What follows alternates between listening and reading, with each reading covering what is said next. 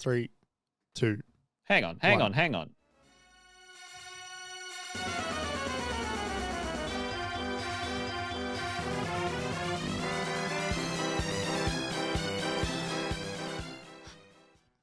It's still funny. It's such a strange wind-up. Like,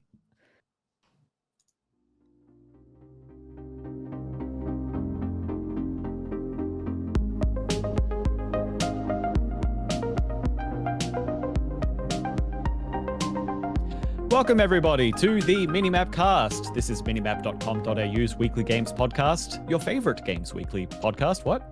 My name is Kerry Palmer, and joining me is Jeremy Braditich. Hello. Games Weekly Podcast. Games Weekly Podcast.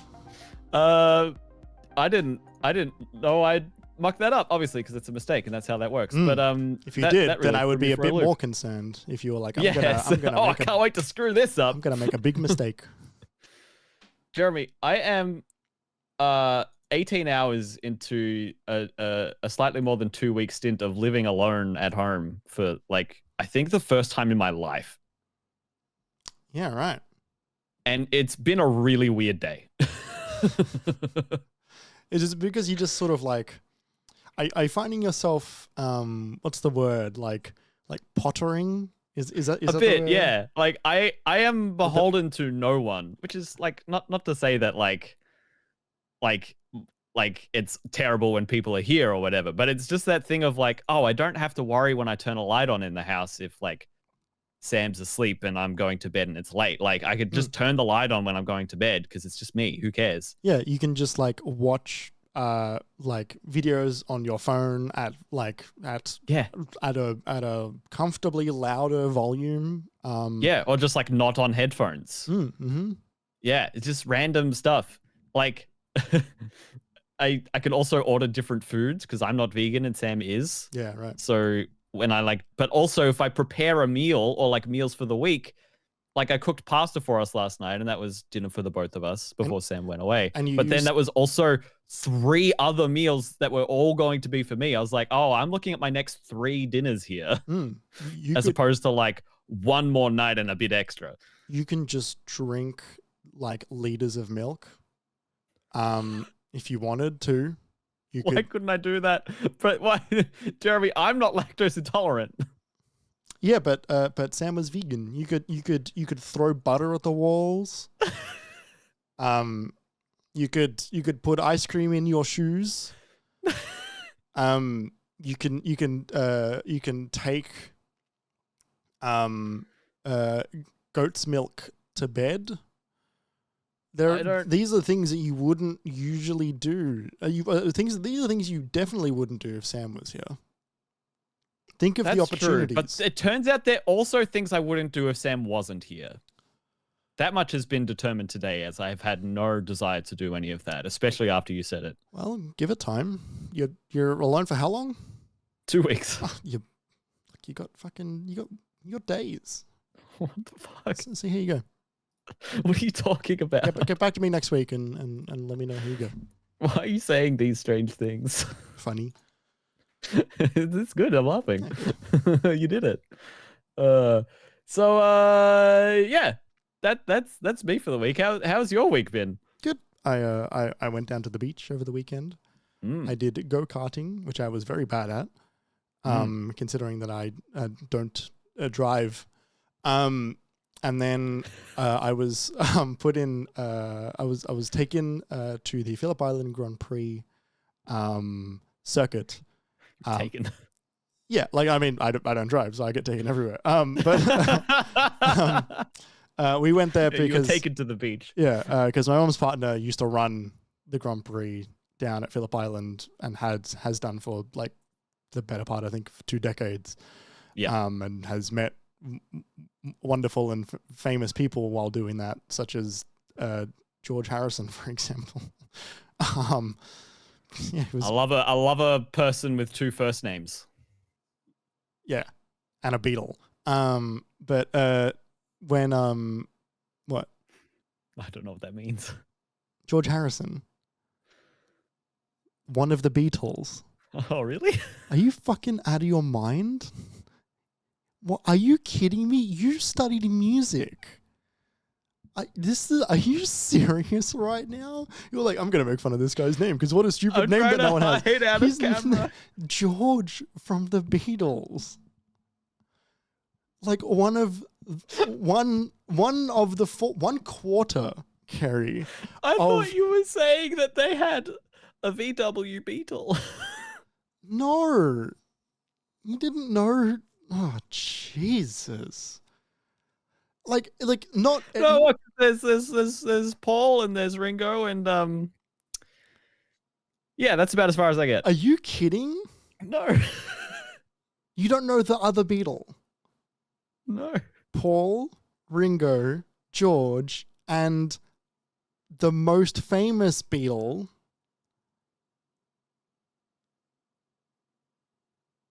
I'm out.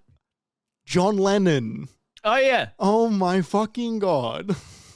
No, but you did saying George Harrison is definitely the one that I would not recognize. You could say any of the other three and I would understand. Right, one of the Beatles.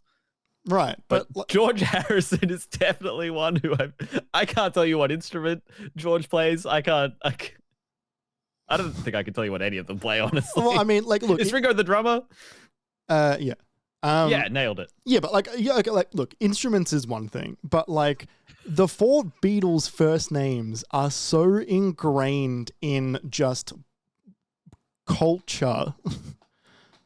John, Paul, Ringo, Lennon, George. John Lennon and Ringo Starr are quite unique names. Paul McCartney is still alive and doing things often. Yeah, that's the thing. And look, George Harrison, that's a name of a person who like I just don't.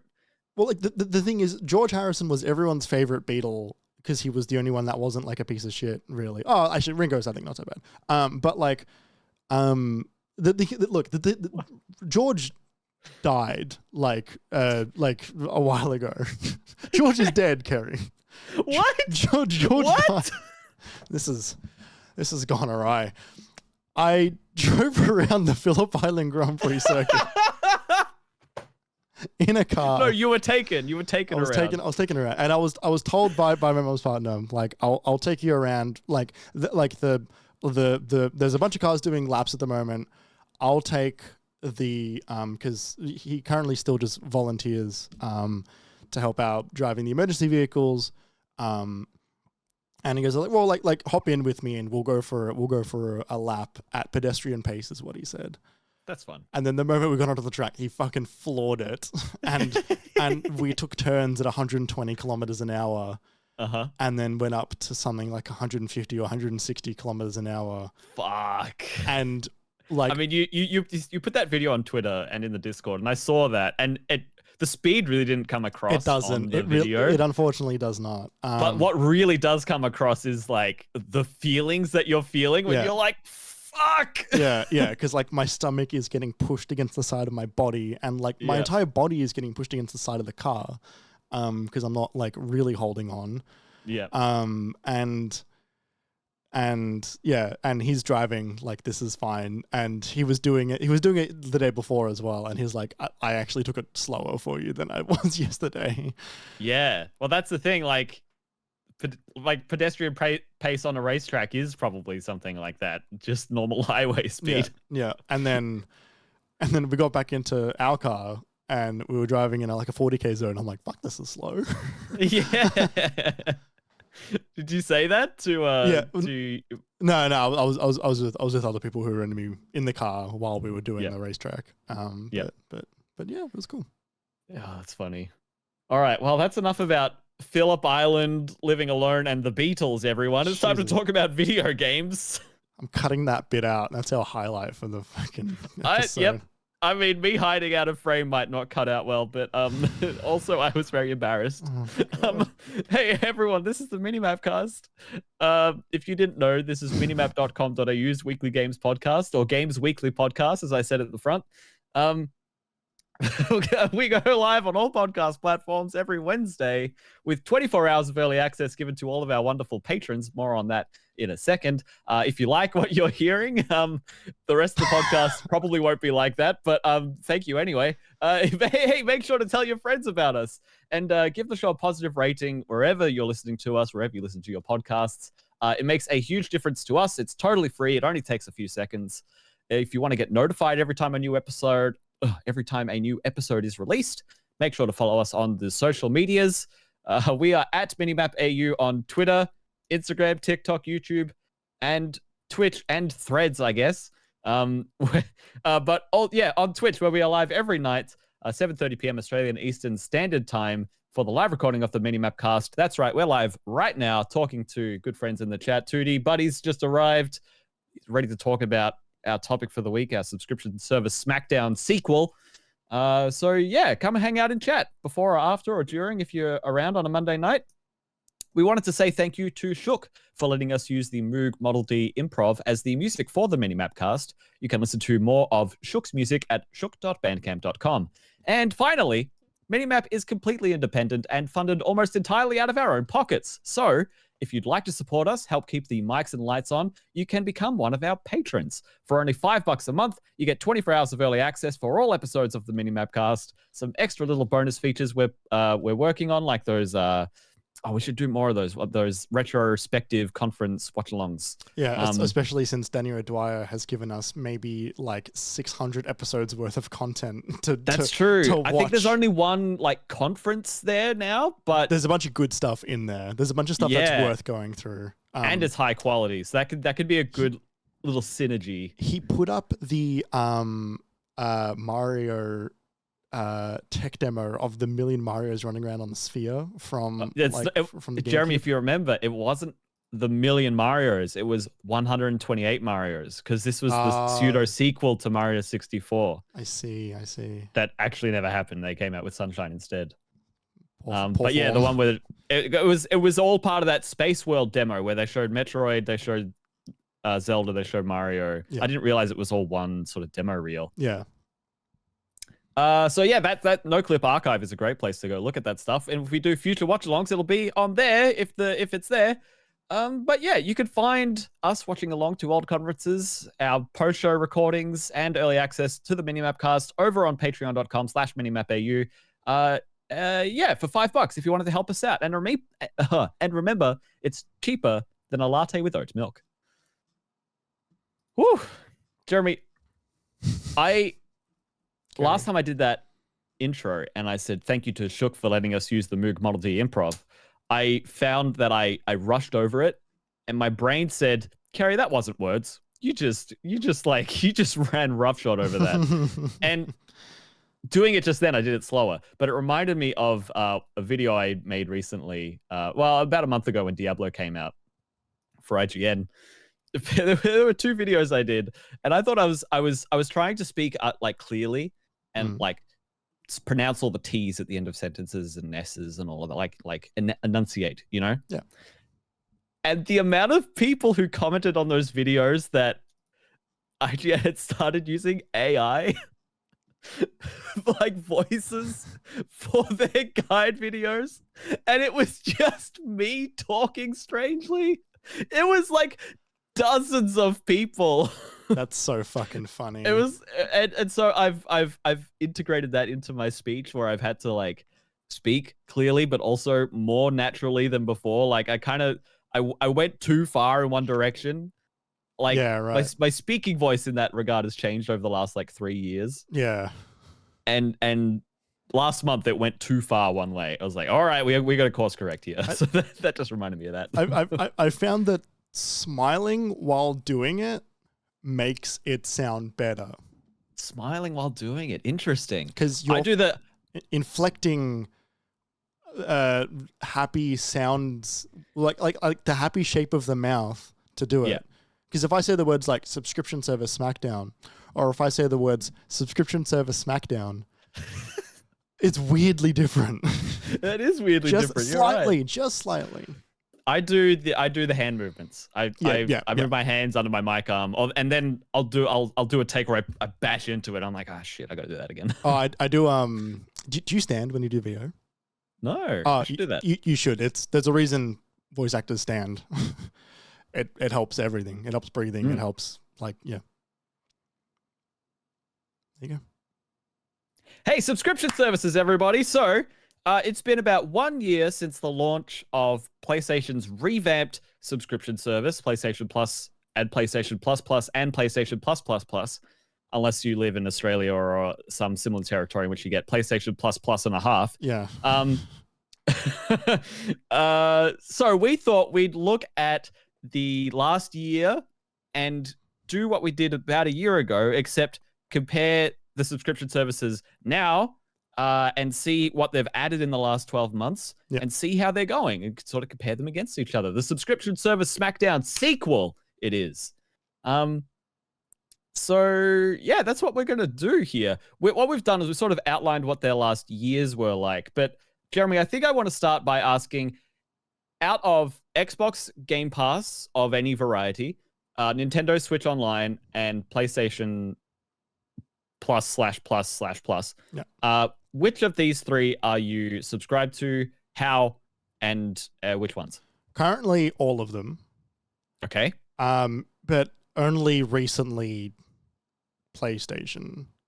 So I was not subscribed to PlayStation's super tier until there was a decent enough sale on upgrading your current subscription at like a lower price about like 6 months ago or something. And those are actually decent because then you're only paying for the 6 months, but at the yearly price, which is kind of good. You mean the other way around? You're paying for like a year, like for a 6 months price, which is cheaper. Like I got the rest of my current subscription, which was I had about 8 months on it, at probably the price of about 4 months. So it was worth it enough for me to do it and just like play a handful of games in that tier. What I will say is that I used it maybe twice. Okay. That I shouldn't have done it. So then how about the others? I use Game Pass a fair bit. And are you on Ultimate? Yeah, I'm on Ultimate. And Nintendo I use whenever they bring out a new Mario Kart booster course. And then I don't touch it until they bring out another Mario Kart booster course. Yeah. And that's it. But that's the Nintendo Switch Online expansion pack family plan that we have. Yeah. Jeremy, would it surprise you to know that I never chase people up for money for this year? Oh, really? Yeah. That's funny. We're like 9 months through the subscription. I never chase people up. I just didn't get to it last year. Anyway, so for me, obviously, I'm subscribed to the Nintendo Switch Online expansion pack family plan. PlayStation Plus, that was an interesting one. I was subscribed on a yearly subscription through till like September, October of last year when they introduced the upgraded tiers. And so I just upgraded my tier to deluxe at that point because it was only like $30 for the remaining 4 months. And that was when I played through Jack, and we spoke about that on the podcasts. And I did a couple of game trials of like Rollerdrome, and that's when I started Horizon Forbidden West. I did the trial and then I bought it. Yeah. But then once that finished, I pretty quickly I've got my door open because no one else is here, but that means you might hear the cat a bit more clearly.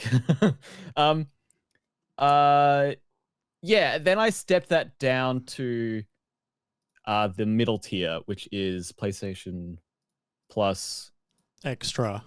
Thank you. Which had the game catalog of like current titles. so I could play things like Final Fantasy X, 10-2, but not Last of Us Remastered because that's in the next tier. Yeah. Or Last of Us 2 because that's not there at all. Yeah. I then let that charge me monthly for a while, which I regretted for a long time. And I recently finally just went in and I was like, well, I'm clearly letting this go and I want to have it around when I need it. So I bought the yearly subscription on the extra tier recently. Yeah. Xbox Game Pass, I have activated as needed, let run a bit longer than I've needed to. I recently just let that lapse. I canceled that. Game Pass, I use so infrequently. I hardly look at the PC app anymore. My Xbox is very rarely plugged in.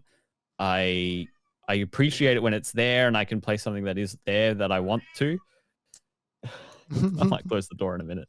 Sounds great. But yeah, Game Pass isn't really doing much for me in that regard. Nintendo Switch Online I like to have when it's there because it's just kind of so cheap that like I just like what they have there. Been using it recently to play Super Mario World with friend of the show Ollie in 2-player, where we have the right thumbstick that adds a cursor to the screen, and when you click on it, there's like a clapping and cheering sound that plays, which is just so funny. That's funny. So yeah, we got to the Bowser World on Super Mario World this weekend. That was fun. So yeah, it's been an interesting year for these services. Obviously, it's been the very first year for PlayStation's revamped system. And that's a big part of why we're doing this today. But we're looking at sort of some of the biggest changes that Game Pass has ever seen has just happened recently.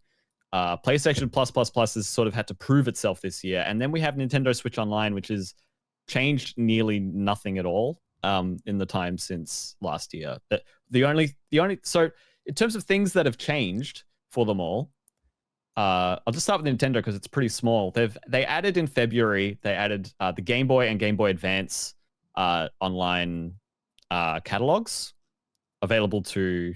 I think Advance is for expansion pack and Game Boy is for just normal online. Those collections are, as most of the collections are when they just start out, pretty small. So they're not really blowing the doors off yet. They've spoken about Golden Sun and Fire Emblem. Some of them might be there yet, but not all of them. Like a lot of what the Game Boy Advance games they've released are just the Super Mario Brothers games that they re-released for GBA on GBA, even although we've already got access to them on the SNES version as the remakes of the NES version, which we also still have access to. Like, it's good that they're there, but also when it's like half of that system's catalog, it's a bit strange and a bit boring. Yeah. And then aside from that, there really hasn't been much. Just catalog updates for their different services. A few more SNES games, a few more Game Boy games, a few more N64 games. But nothing really has been added in terms of those big ticket things that you get entitled to by joining the expansion pack, like access to the Mario Kart 8 booster courses and the Animal Crossing expansion and the Splatoon 2 expansion. All that stuff is still there, but they haven't added any bigger features than that to that list of benefits.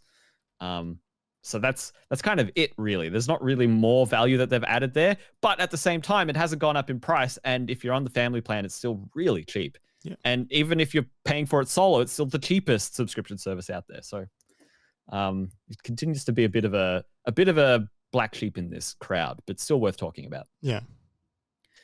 Xbox Game Pass, the longest running service in this category. It's been interesting for Xbox this last year in general because we inevitably spending all that money in court. We're spending all that money in court, but inevitably when we're talking about Game Pass, it also means we have to talk about their promise of day-and-date releases, which then means we have to talk about Xbox releases in general, which have been quite lackluster. We had, in terms of first-party day-and-date releases that were great and exciting and good, or like noteworthy, we've got Hi-Fi Rush, which was a surprise release in January that so many people liked. Came from Tango Gameworks, as a delight. Then you get to things like Minecraft Legends came out, but was it Legends? Yeah, it was. Yeah. Yeah, but people didn't really talk about it. Like Age of Empires 2, did that come out on console this year? I don't remember. Oh, but there's also some of the, like Citizen Sleeper, one of the best games of last year. Yeah, but that's not a day-and-date first-party release. Yes, it is. Oh, sorry, first party. Sorry, no. Pentiment is. Yes, that's true. That came out in December. That game is incredible. We also had the release of Redfall. Boop-oo. That game is, by all accounts, not incredible. No. So that day-and-date promise has been a bit sort of hit and miss. It's looking at a big sort of jump going into the rest of this year. In terms of day-and-date release, we're looking at Persona 3 Reloaded. That's coming. That's cool. That's going straight to Game Pass on day one. That's cool. That's a good get. Starfield's coming out, obviously, massive. Hopefully, but yeah, it's been a bit wishy-washy on that in that region just because of Xbox's releases. Yeah, it's like if some the games that they had promised years ago were out by now, like if we had Avowed, if we had Hellblade, Yeah. Even just those two, like it would feel different. We still don't even have Forza Motorsport yet. Like I thought we'd have that in the first half of this year, but we don't. That's coming out in October. Yeah, I mean that didn't get delayed, but like that's like that will be another big one, right? Like that is another very exciting title to come to it. Yeah. So yeah, but also for the very first time, Xbox Game Pass prices, except for the PC, that's gone up, but Xbox Game Pass prices for console, standard and ultimate, have increased. This was from July 6th, so which was like 5 days ago. They announced it like a week or two before that. It's gone up. So maybe this is due to slowing like new users, or maybe it's because they've done that thing where they've been operating at a loss, which is what a lot of these models are driven on for a while. Maybe they're trying to make this just a little bit more profitable. Maybe these court cases have been taking too long and are a bit too expensive. They haven't paid back Game Pass with Activision titles yet. Didn't information out of the trial say that Game Pass doesn't operate at a loss? Wasn't that finally confirmed? Oh, I don't know. Bear with me. There were so many little things like that that I just couldn't. Yeah. I just don't have a track on all of them, but that is interesting. But yeah, so in terms of, we've got their money values of how much they went up. In the States, the normal Xbox Game Pass subscription went from $10 to $11, and Game Pass Ultimate went from $15 to $17. So $2 increase on Ultimate, $1 increase on Standard. For us, it's probably going to be more like a $3 or $5 increase on both of those, or maybe a bit less. Which sort of brings Game Pass and Game Pass Ultimate into a similar echelon of pricing that PlayStation launched at last year, which was a bit higher than Game Pass. So now that there's sort of more an equivalent comparison line there, which I find quite interesting. The other thing that Xbox announced in the past 12 months was that they were going to bring they were going to bring Game Pass to Nvidia's GeForce Now streaming. Oh, right. Yeah, so they're like, you know, and like this is part of the FTC thing as well. Like they're streaming and dealing, but they are both doing that and then adding non-Xbox Game Pass games to the cloud streaming platform. So if you just buy a game, they want all new games to be included on their cloud streaming platform, regardless of if it's on Game Pass or not. So that so for example, the what's that Capcom game that's coming out, the Exoprimals. Exoprimals is going to launch as a part of the Xbox cloud streaming software that is not included on Game Pass. So if you buy it, you can just play it instantly, even though it's not on Game Pass. That's fascinating. So they're decoupling their streaming as from being a Game Pass benefit. No, and it is so now... you still need Game Pass to stream the game, but if you own the game, you can stream it. But if you don't own the game, you can't stream it. It's not included in Game Pass. The game is not included in Game Pass, but the option to stream it. So that's what I mean, because previously the only way to really stream games was to have them be available on Game Pass, wasn't it? Yes. Yeah. So this is the first game that is going to be available to people who have Game Pass, because that includes the cloud streaming. No, who don't have Game Pass. Sorry, let me finish. You have to, if you want to stream this game, you have to buy it and have Game Pass, because the streaming is included in Game Pass. Oh, so they're not decoupling it? No, they're not decoupling it. This is the first game to be able to be streamed that you own, provided you have an active Game Pass subscription. Okay. All right. Okay. That seems very niche. So the what they're saying is that, like, what their plan they have announced is that they want every game on the Xbox store, regardless of if it's available on Game Pass or not, to be included in their streaming platform.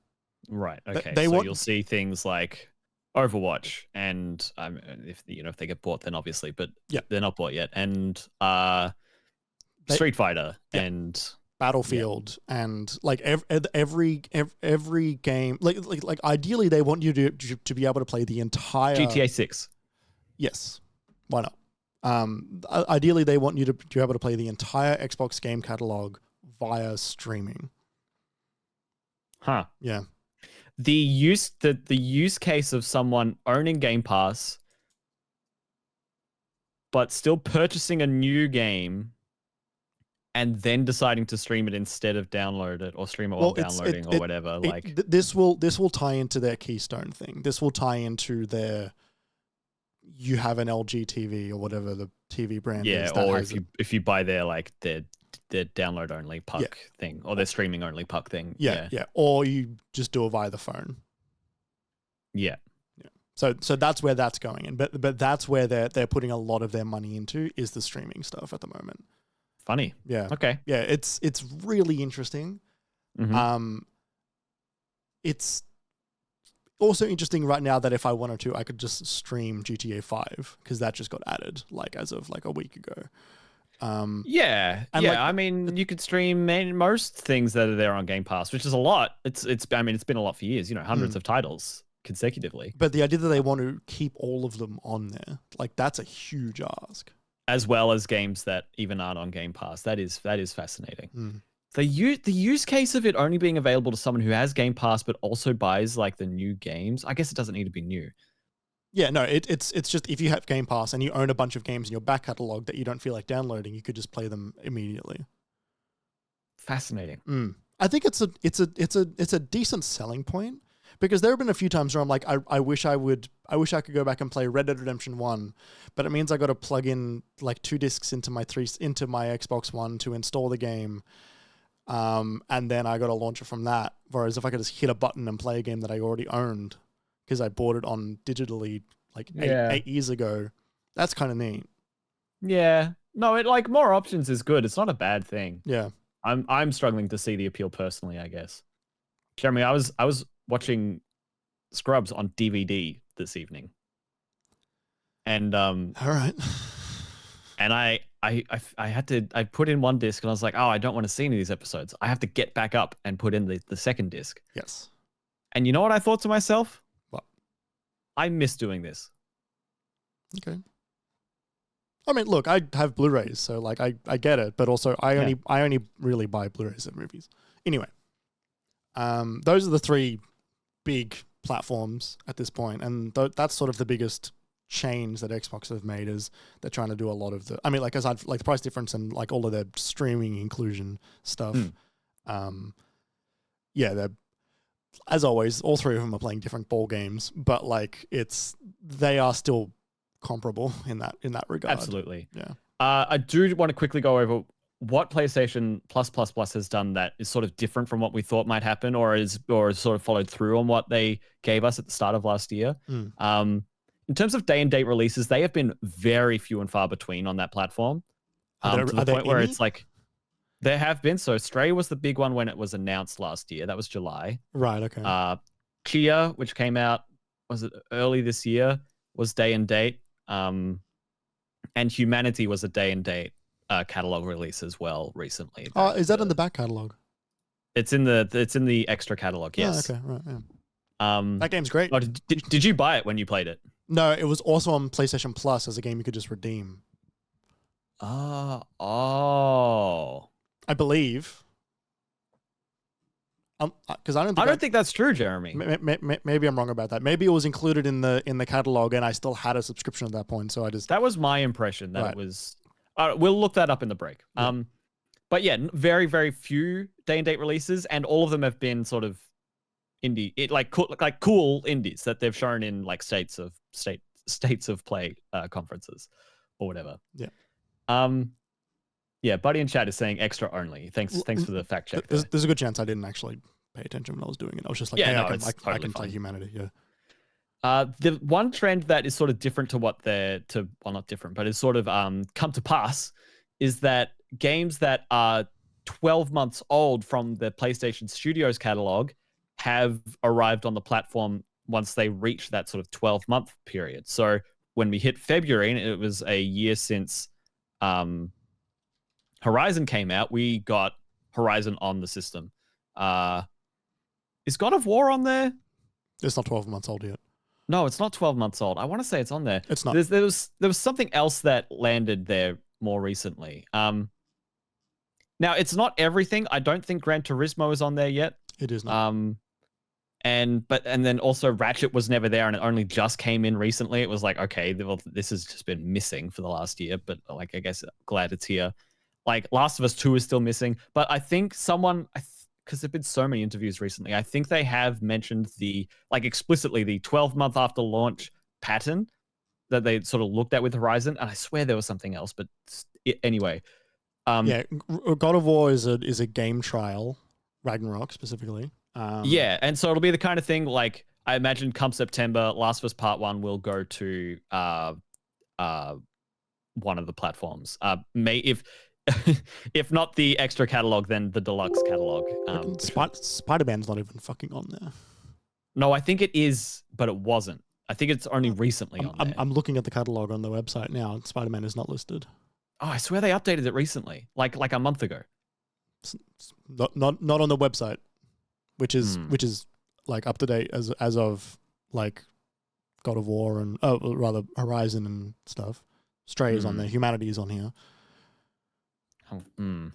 Yeah, it's awkward and it doesn't make sense. Yeah. And it's messy. It doesn't make sense. Like them bringing those games forward, them coming to the platform relatively quickly. Like come November, God of War should be there. They've said that's a pattern that they are enjoying and they will keep with moving forward. We are enjoying when it's the games that will not continue to make us money if we just yes right. Oh no, Jeremy, this is what it was. They removed Marvel Spider-Man in April. Oh, for fuck's sake. That's what it was. I knew there was some news about it. They removed it. Jesus. That's embarrassing. That's so funny. This is exactly why I give them so much shit. Yeah, that is such a bird brain move. Stupid. Like it's probably just we'll charge for X in the future or something, or like demand is going to be going up in lead up to the release, so they took it out, which is like it's so shitty. It sucks. It's bad. Like that is anti-consumer is what that is. This is why I don't subscribe to their subscription service usually, because the one thing you would expect from them. Are there any even fucking PSVR games on here? Do we know? Not PSVR 2. Oh, for fuck's sake. Like, I don't what is the point of subscribing to this if I can't even get their own back catalog? For me. And then it disappears at some point. I like having access to Final Fantasy X, 10-2, and... you can just buy that game. That game is very cheap. I said that and I realized I should do that. Yeah, that game might disappear from this subscription service if Jim Ryan see, the reason why decides. I never did buy it is because I already own it on PS3. The thing is, I'm just never going to plug in my PS3. No. There's enough reason to buy it on the PS4. Yeah. I think there's a sale for it now. Oh, no, it's not a sale. It's a Discover Final Fantasy. They're all full price, I think. Discover paying full price for Final Fantasy. Yeah, look, I when I used it once or twice to play these games. So 3 times I'll say it because I forgot Humanity was part of that. Humanity, good get. Great get. Cool game. Yep. It was to play Ape Escape and it was to play Star Wars Bounty Hunter. Uh-huh. And it was to download Toy Story 2 and then forget to play it. Uh-huh. And it was not to play any of their other games because I usually get them when they come out. And so then I don't need to pay a monthly fee to play them on a streaming service for them to remove them later anyway. Totally. Yeah, I mean, they've added all kinds of things as well. Like the other Ubisoft games are there now, so there's way more Assassin's Creed. Like that's good news for me. If you don't if you don't own all the remasters, they've got Fallout 4 is on there. Yeah, sweet. Which is funny. It's just hilarious. And like 76 as well. I think like there's all kinds of stuff there, but it is still in a very similar place of like this does not do much for the players who are already in to their ecosystem. And a big part of it is because we still got the kneecapped version of it, because we still have not got the version of it that is the full version. That's right. We don't have premium. We have deluxe. Yeah. We don't have game streaming. We don't have their PS3 game streaming. And you might. But even if we did, Jeremy, they charge more for it. We get charged less. Yes, but it would at least have something that is an issue that I'm like sort of battling with at the moment, which is there's a handful of PS3 games that I would love to play, which they only have so many there, but I know, but like some of them I can't buy for cheap anymore. Yeah, and I just am not going to set up my PS3. There are very few games. Metal Gear was one of the few games I was considering. Okay, maybe I set up my PS3 and I play through a bunch of these, and then they got a collection coming out in a couple months, and I'm like, actually, you know what? I can wait, and then I can not have to set up the PS3. Yeah. And so it's like, and like, look, granted, the Metal Gear games are not on this service, but like there was they were, and when they upgraded it, they took them off. What, on the streaming thing? They were on PlayStation Now, and then when they revamped PlayStation Plus and the streaming got lumped into it, Metal Gear wasn't there anymore. Okay, look, I can see that also being a Capcom thing of like, okay, we've got an easy out. So a Konami looking at that going, we've got an easy out of here because we're planning on releasing him in 18 months. So I'm not going to blame Sony for that. But yeah, it's not. Realistically, I don't think it's great anywhere. I don't think any of these are really great.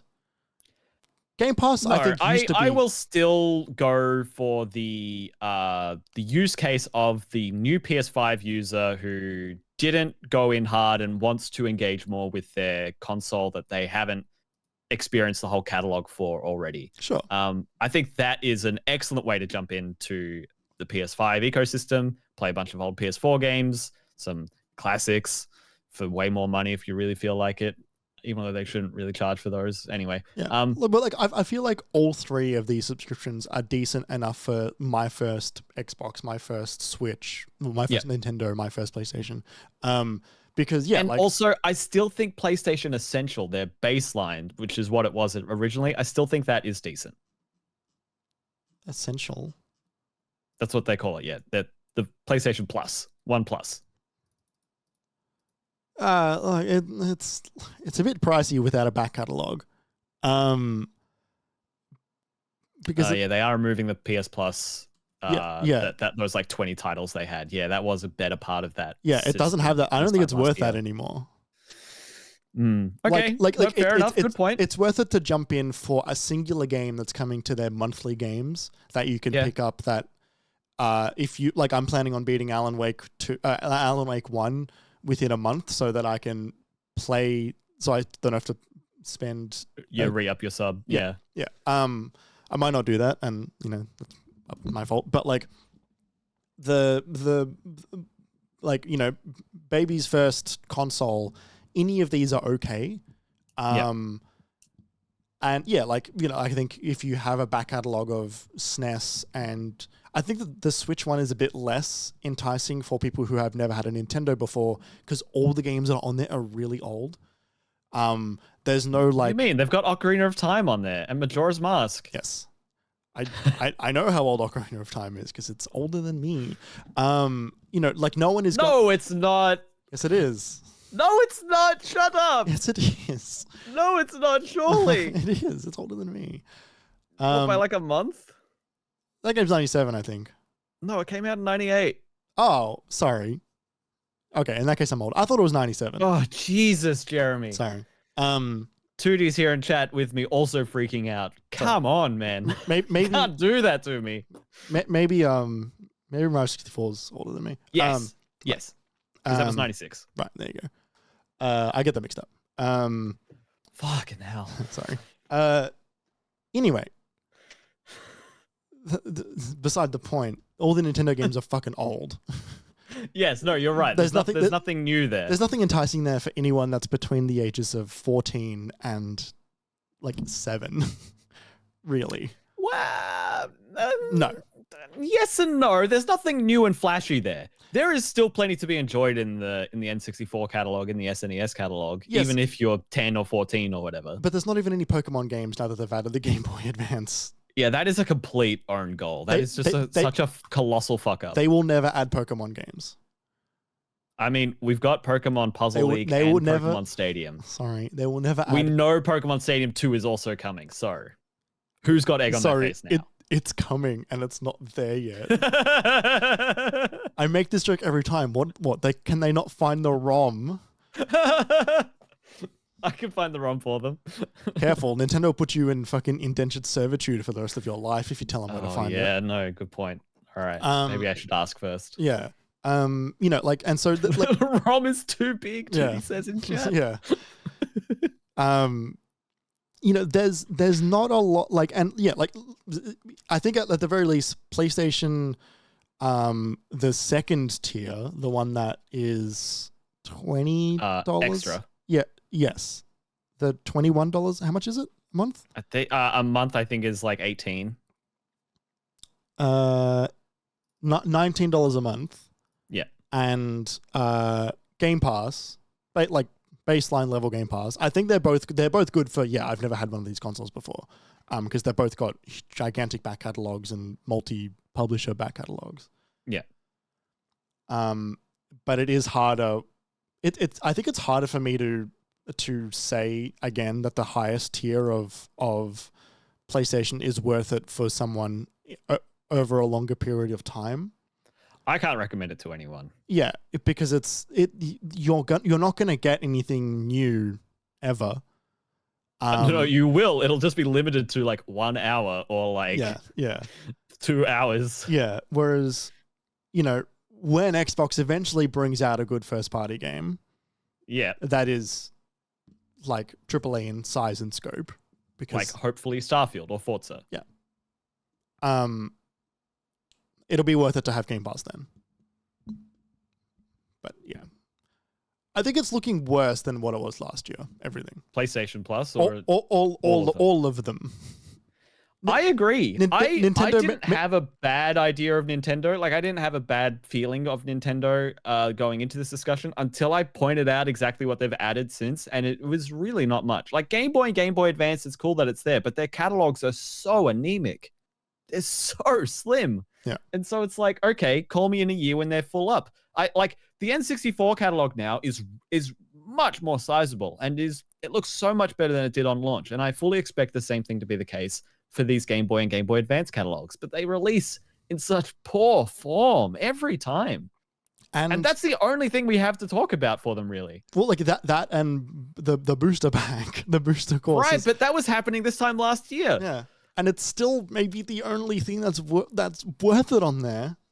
Yeah. Because it's great. It is great. And it got better over time because they're doing more with it than they said they would originally. And so like, cool. I played Mario Kart before my go-karting the other day. Oh, did you? Yeah, it made me better. No. Look, I didn't get any blue shells while I was out on the track. Well, I was never first, so that was never going to happen. No, like, yeah. Yeah, look, I think that they are all looking a bit worse for wear, and they are all getting more money. I thought they're all asking for more money, aside from Nintendo. And I think part of that is like, weirdly, it's mirroring a lot of the other subscription services in like film and TV, where it's the model, right? The model is maturing, it's aging, it's developing. And you know, like it's interesting. You think of a company like Netflix, for example. They all like Netflix capped out, which was fascinating, right? Like Netflix is a service that actually hit a maximum like a saturation level. Well, it hit a maximum amount of users. This is the issue with growth, right? Is that eventually you're going to hit a limit. Yep. That like Netflix went lower. Yep. Because they ran out of potential users.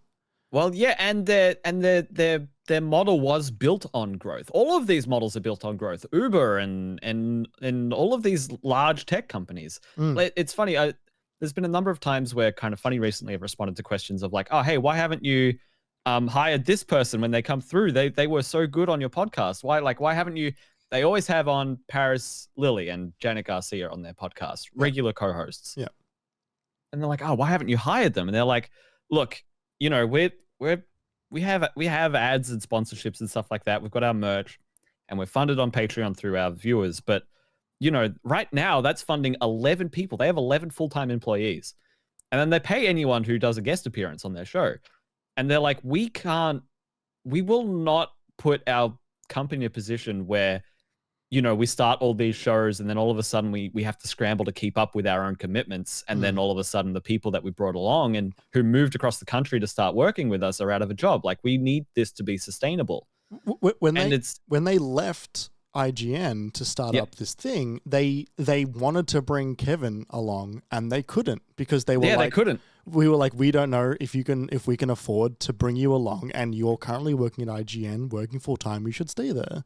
Yeah. And then when they got there, they were like, oh, we need Kevin. And so they figured it out, because there was a need of the business for someone to run everything behind the scenes.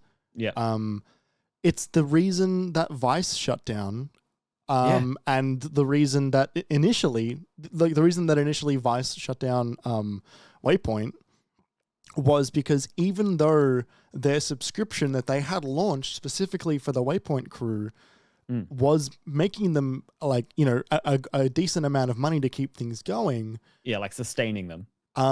What the issue was the growth metric not being higher, which is exponential as an increase, as opposed to like continuing to increase. Yeah, and the requirements of it are exponential as well. Like it's if you get 100 in one month and then 150 in the next month, if you get 100 the next month, that is not, you've now got 250 or 350 rather. It's, you went down in a growth percentage by 50%. Yeah, which is fucking stupid. It is. And it's unsustainable. It's an impossible metric. You run out of people at some point. Imagine being a company that you ran out of people to sell to. And that isn't a point of success, right? Because what that meant for them is all of these things that have led to reduced quality, that have led to them tightening the belt, bringing in all these unpopular things like cracking down on password sharing and all of that. And Netflix is sort of going to lose the advantage that they've had, their market dominance, because they got so far ahead, but the way they ran it means that no one has any confidence in their shows anymore. No one enjoys the experience because they have to pay for it themselves now. And like, all of a sudden they're going to be at the back of the pack, or just a part of the pack. Yeah. Like, what was I about to say? I've lost exactly what I was about to say. I was like seconds away from getting it out and then had left as I opened my mouth. Oh no! Yeah. Subscription service, unsustainable. Uber was what I was about to talk about. Is that, like, for a very long time they were unprofitable as an entire business, and which is also kind of a lie, because the people that ran it were raking it in, because they were getting venture capital up the wazoo because they had growth, and then suddenly they ran out of growth and they lost all the venture capital, and so they started to let go of a bunch of people, and it falls apart, and it happens over and over and over again. Meanwhile, if the CEOs and CCOs and CFOs just earned a few, just 6 figures less a year, maybe they'd be able to keep their company afloat and also not let people go, and also it's like the Wolf of Wall Street for morons. I thought that's what that was. Yeah, but like more morons. Wolf of Wall Street. Morons. Yeah, they're more morons.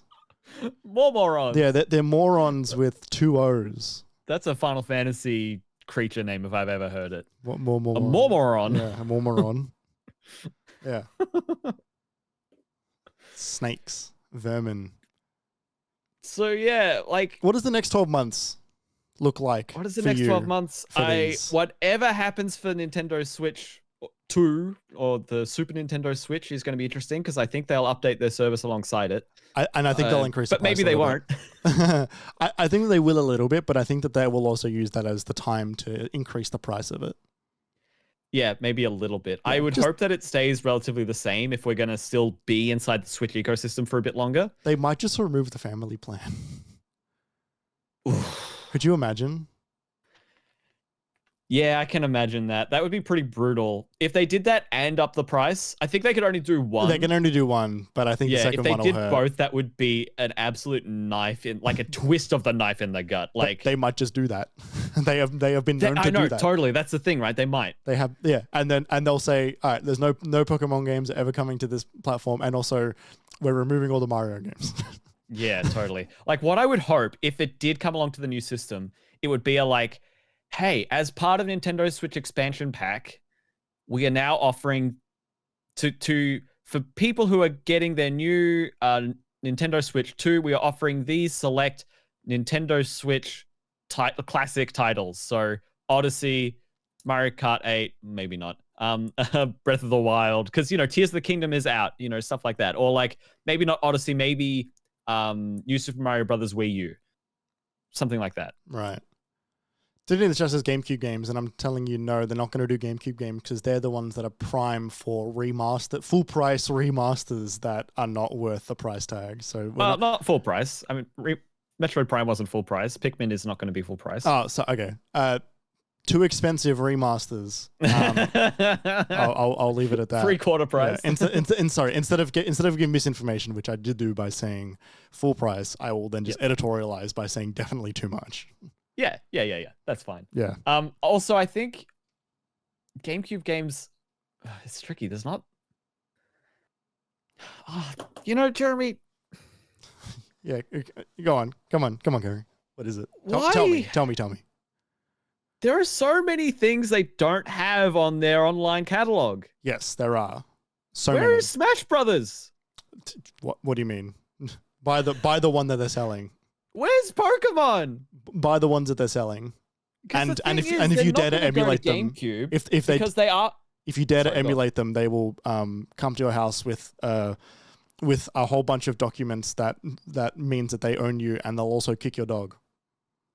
Yeah, clap you in chains. Yeah. Yeah, and like the thing is on GameCube, the GameCube catalog is honestly, I would not say it's that robust. And a lot of the things that are robust about that catalog are Pikmin games, Metroid Prime games, Wind Waker. Yeah. All games we have rumors and releases and reasons to believe that we will receive new paid for releases of those games. Yeah. I don't see GameCube coming anytime soon. But yeah, if they don't add something like that, something big like that, or like what I said, like some Switch classics. It's also tricky as well because a lot of their catalog that they would start to look at next are DS games, and they don't work one-to-one. No, they don't. I mean, DS is going to be so hard. They may just not bother because DS is such a singular platform. Yeah. It's why it's so appealing to turn it into an emulation machine. Not just because it can run NES, SNES, not 64, but like also DS and 3DS, like natively, accurately, and the way you want with the right touchscreen and with the right speakers and the right sounds and the right form factor. Like it feels right. When there's how you can get those like pocket retro consoles. Yeah, like 800 games in one. No. The ones that are like, they're just like high quality like handheld consoles that are dedicated. Yeah, they've got like emulating. a screen and also a cartridge slot, right? So you can play your SNES games like some of them, yeah, some of them. Yeah. But like some of them are just, there's no cartridge slot. It's just like, here's an emulation machine that has got a really nice looking screen, good build quality. They usually got like retro colors. And like, plug in via USB-C with like 120 gig card or whatever. The moment they make a DS one, that'll be interesting. When they make a dedicated, like, this is the retro dual screen or whatever. Yeah. That's a great name for it. Yeah, that will be interesting. And Nintendo will probably not have much recourse for that. If that whatever company that is that does that plays their cards right. But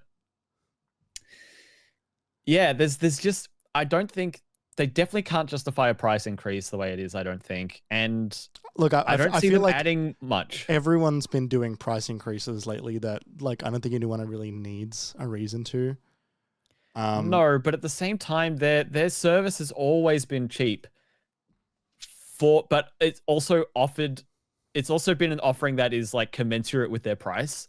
Yeah. it's never been like a Game Pass worth of value from a cheaper amount of money. It's always been like a bit less than what you get with Game Pass for a bit less. Yeah, maybe. So yeah, Game Pass is, I don't think the price hike is awful. I think they'll survive it easily. I don't think they'll really lose that many subscribers. It's the first time they've increased the price of most of it anyway. And it's been quite a few years. Yeah, I think it's the first time ever. Well, the PC one went up, although it didn't go up. It didn't go up this time though. Yeah, so yeah, it had like a trial increase because they were like, it's on a cheap one while we figure it out. So that was very clear and transparent, which was okay. Yeah. And now it's still really cheap anyway. But yeah, Xbox Game Pass, for me, the future of it lives and dies by their first party releases. And even then, like it doesn't like, it's not what they care about, right? Well, but it's also like it also Entirely. The future is not even lives or dies because it's just like it's not going to die. Yeah. I guess what I mean then is like the future for whether it is successful in my eyes. Right. Yeah. Which is like so many layers of subjective. Yeah, I was gonna say maybe it should just be the future of if you subscribe to it or not. That's maybe a more accurate thing that you're going to be quantifying as opposed to whether I believe this is dead or not. Yeah. It's a live thing. And then PlayStation Plus. Look, I can see them I can see them maybe shaking it up a little bit again if this Activision deal goes through. Okay. I can see them maybe going like, okay, bit of pressure, a little bit of some stuff that we weren't hoping was going to happen has happened. Maybe we start to look at, they're not going to do day in, day out. We know that. They've said that. But maybe they are like, okay, we do all of our back catalog from now on is on there, and then 6 months backwards. I don't see them doing that, but that would be a good move. Right. Or you know, at the very least, like them maybe investing in some of their streaming stuff, saying like, okay, like not only do you not have to download these gigantic games to do a trial of them, you can stream the trial. Yep. And they'll be able to do some, like, we know how long the trial is. We can sort of save a little bit of bandwidth because we have a better idea of the AI can guess roughly what pixels you're going to be looking at to save on bandwidth because they're having trouble bringing it here. Those fucking trials, man. I know. I even don't think they're necessarily the worst idea ever. It's just the thing is... No, they're not, but they're not the thing that you should be paying the most amount of money for, nor are those remasters, some of which are modern remakes. It is funny that, like, their solution to... Well, that they're like, hey, like, we've got all these new games, you can play the game for 2 hours to see if you want to buy it. Yeah. And the Xbox answer to that is, hey, those new games, you can play them. It's really not much of a comparison. No, it's not. But Xbox haven't had the games. Nah. They had one flash of brilliance in 21, and that's it. Oh, look, like they've put out some good ones, but they haven't put out the mainstream hits that they want. I just mean that, like, in terms of that flash of brilliance, I guess I meant the promise of the first party day and date benefit to Game Pass coming to fruition was that time where they were releasing Psychonauts and 12 minutes until we played it. We were excited about it. And then, like, Flight Simulator on console and Halo, Forza Horizon 5, and Halo was later that month, and, like, you know, that like quarter or like third of that year was quite good for Xbox and Game Pass, but it hasn't really happened before that, and it hasn't happened since. Not nearly in the same way, no. And like we will get it, but it's not yet. Still, I mean, ostensibly,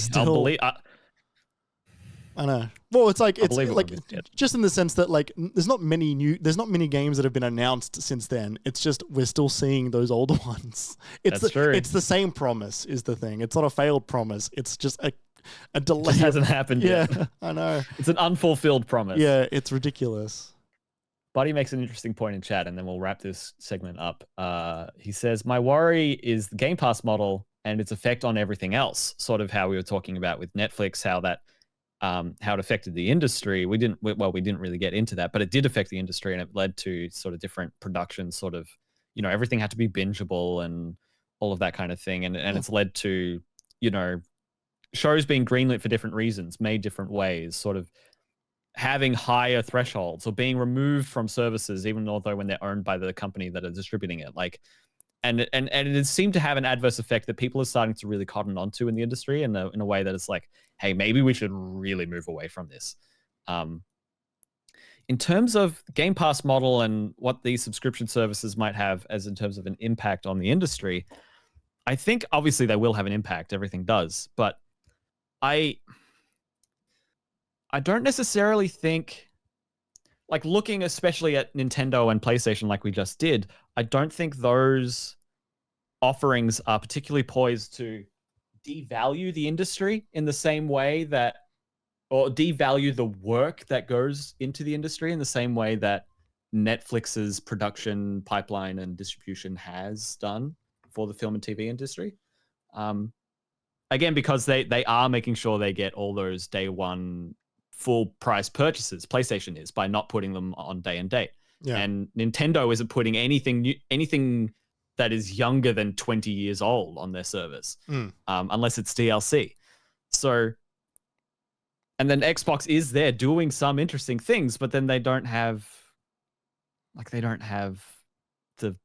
the day and date promise, so that kind of isn't even there for them. So they just reap the benefits anyway. Well, having a decent catalog. It's not that they don't have the day and date promise; it's they don't have the games that they said were doing that. Because because the ones that are coming out are at least doing day and date. Yes, but yeah, it's just some of them are not coming out. I think the difference between a lot of these is that like the games industry was very quick. Well, it was at least quicker than all the other industries at like loss of loss of ownership of the things that you buy.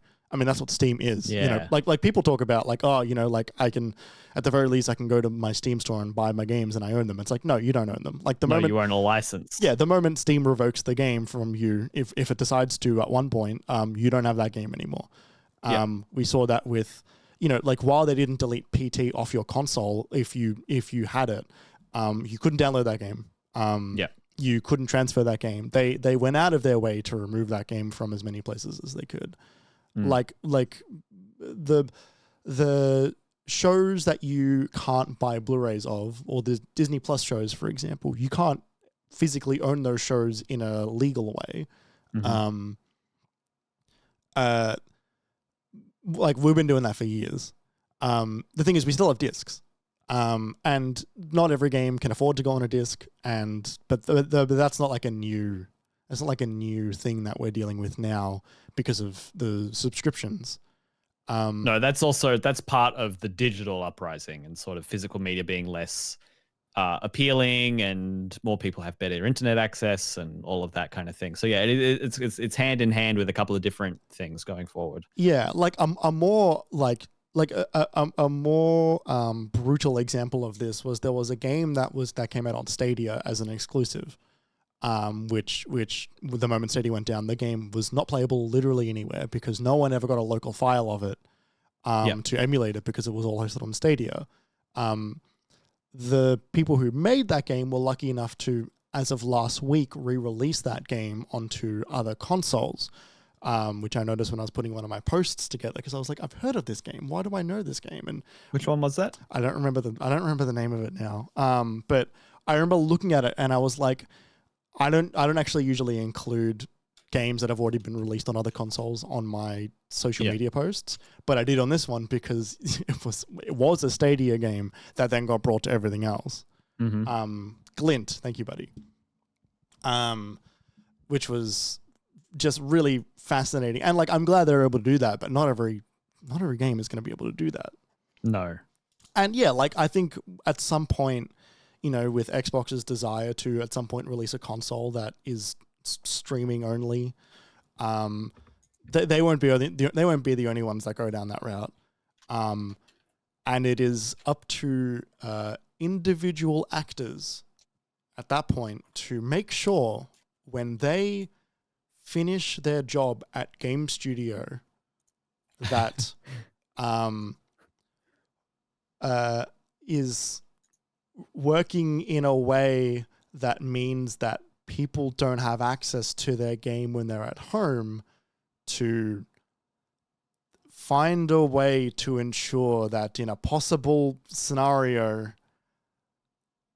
it can live via other means for preservation. Look, that Batgirl movie is a prime example of that, right? Because that was a movie that was being put together for a streaming service only, that was getting close to being finished, and then the entire thing got canned. And that sucks. That's tragic. It was very sad, right? You gotta be able to show, and I firmly believe that there is someone there who's got that on their hard drive. Right. It was the reason that the Deadpool movie got made. If you weren't aware, they made test footage, and that got leaked about 4 years after the test footage was completed. Right. And the story goes, there were 3 people in the world who had that test footage, and somehow it made it online. Yeah. One of those people being Ryan Reynolds himself. Then he leaked it online. Yeah. It got very popular, and it forced Fox to make a movie. It's up to individual actors at this point, and it always has been, and realistically it always will be. It will always be up to people to ensure that the art that they make is kept. And that's all I'll say on that.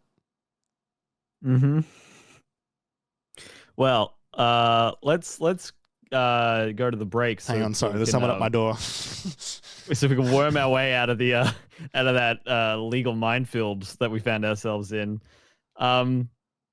Pretty inconclusive conclusion, I think, on where it looks, but they're all a little bit black-eyed at the moment. They're all a little bit blind.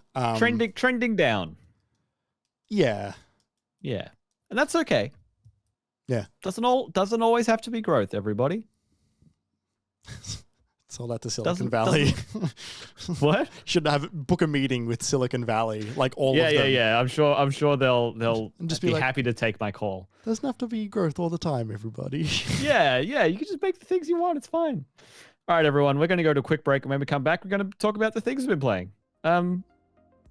We'll be right back. So that really quick, and I didn't have enough time for the song to kick in. So yeah, fair enough. Sorry about that. We'll be right back.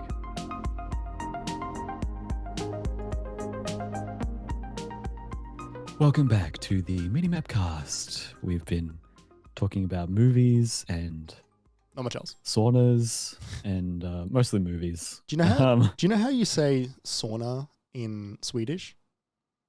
Sauna. Sauna. Sauna. Sauna. Sauna. That's German. Well, that's Arnie. That's Austrian. Sauna. There's a part in Succession where they meet a bunch of Swedish people, and they are very excited to do sauna all the time, and they do by one of them saying sauna, sauna, like very loud with a big booming voice. It's very funny. That's fun. Yeah. Jeremy, it's the time where we talk about what we've been playing. Yeah. I've just been playing more Final Fantasy XVI. And I don't feel like there's much more for me to say without just talking about story spoilers, which I won't do. We should do a spoiler cast for it at some point. Maybe you reckon? Maybe in a week and a half. I hope to be done soon. A week and a half. Like we do podcasts in the middle of the week. In 2 weeks. Like a week and a half. Yeah. Are you much further than you were last time we spoke? A little bit. Not as much, but I also play in heavy sittings. Right, and you haven't had heavy sitting time. I mean, I had some big dinners over the past few days, so most of my sitting time has been quite heavy lately. But I haven't played for an extended period of time for a hot minute. No, but that'll change over this week as I've got more time. Fair enough. Yeah, I've been playing a bunch. I'm still not done. The game's still going, and part of that's because I can't fucking stop myself from doing the side quest. Doing a side quest when it pops up. Are they getting any better? Slowly, yes, they are getting better. Great. But fundamentally, they are all very similar. Again, because Clive only has so many actions in the world. The issue isn't the actions. The issue is the writing. No, but I mean, in terms of dialogue. like it doesn't change. Like that stuff is getting better. Okay. But I've done the format of the side quest long enough that like what I'm actually doing in each side quest, even though the pretense and the dialogue and all of that is a bit more justifiable or a bit more interesting. Or there was a cutscene in one of them that was called like a flashback. That was interesting.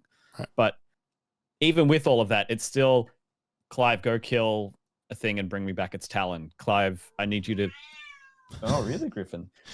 Like I need, like, you know, I don't even need to go through the rest. It's that. There's been those comparisons to like, oh, it's just a MMO quest, and it's like, yeah, it kind of feels like that. Yeah, right. So yeah, if they were more interesting in that regard, I'd be more down for it. That's it. I've done all of them so far, so you know, I just try and stop me. You can't, because I can't stop myself. Yeah. But there were a few things I didn't speak about last week that I'd written down in my notes that I then promptly did not look at when we spoke last week. And I thought it was interesting the way they've. I wanted to just touch on a few things. So there's something I really like about, you know, we were talking last week how all of the levels are tunnels. Yeah. You know, they're all different versions of linear. But, you know, once you do the linear thing, you know, you enter Rosaria and you go to Martha's Rest and then you go to Eastpool and like all of that.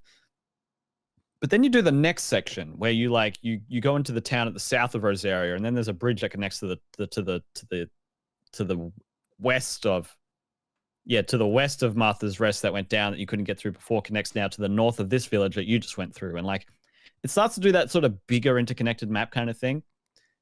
And what I like about those areas is there's no loading, which is awesome, and you can see a lot of open space in that regard. And you can go to all of those places. I remember thinking after going to Eastpool, where Clive gets his clothes, and looking back towards Martha's Rest, like over the marshes and stuff like that, and it became background detail. Yeah. But it was, it's that classic open world kind of thing. Like the first Horizon game I found didn't do this very well because they had so many tall mountains that like everything was sort of view fustrummed out. Yeah. Breath of the Wild and Tears of the Kingdom do this, where it's like, oh, the dueling peaks are over there, and I can go and be over there. Yeah. You know, oh, you see that mountain over there? That thing. But Final Fantasy does it in a more seamless way, I guess. Like so little loading time, so big, so open, so detailed in its environments. I think that's a real boon. I think it's a real benefit to it. Yeah. It does allow you to, you know, like it's a thing that I always complain about in games, which is like the idea of not knowing where I've been, and like like at the same time also not knowing where I'm going. The world in this that allows it to have gigantic crystallized structures, is really great. I think the part of it that fails there is the main hub that you keep going back to feels very out of place. Like I don't know where it is physically in the world. It's in the middle of the map, even though it's like at some point an ocean, and like I don't know, I can't place it. Yeah. It might as well be a round table hold from Elden Ring. But like, and it functions the same, right? Where it's like, oh, it's this place that no one goes to because it's in the Blight. But and so like that part of it is a bit disappointing. But yeah, the rest of the world is quite good. In that regard, that it's like, yeah, I can see that fucking town that I'm gonna go to at some point. Jeremy, have you noticed the loading time of this game? Like not really. What do you mean? I know why you haven't noticed it, because it's so fast and it happens so infrequently. Yeah, right. Like it's not like you never sit there waiting for like a loading screen or a tips menu between cutscene or whatever. And when you load up the game from start, it's like 5 seconds till you get to the continue new game load game config menu, and then it's like another 3 seconds after that till you're just in the game. It's so bleeding fast. It's awesome. Does your menu stutter when you enter the map screen? Stutter? Yeah. Visually, no, I don't think so. The menu becomes a bit unresponsive when you go to the map screen, and that. Like I can't keep tabbing through the map. Yeah. If I hit the map, it needs to load for a second before I can keep going through. But I think the map, because it's 3D generated, I think it drops frames, which is really funny. I avoid doing it because I'm like, oh, it's gonna frame drop just for a moment that I notice it. It's like actually funny. I wouldn't be surprised.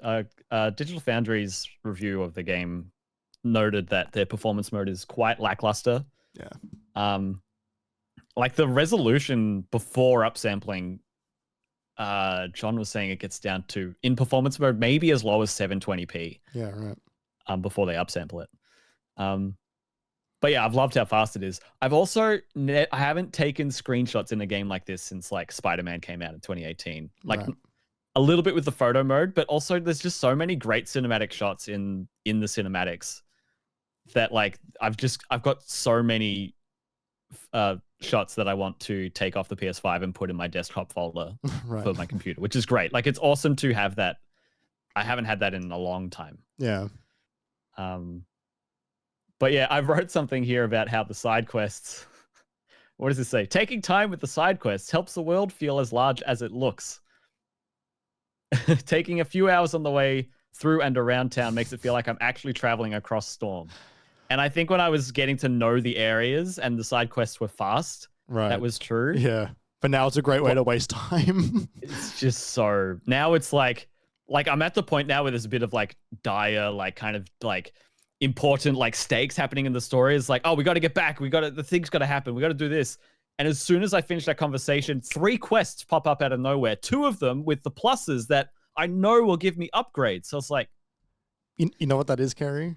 And like you said it before, but now that is MMO design of like, think about every time you started an MMO, which I know is not a lot for you because you don't play a lot of MMOs. But I have started 14 a couple of times though. But like, have you ever played WoW? Have you ever played like any of those? Briefly a long time ago. The first thing you do when you play an MMO is you pick up every quest imaginable.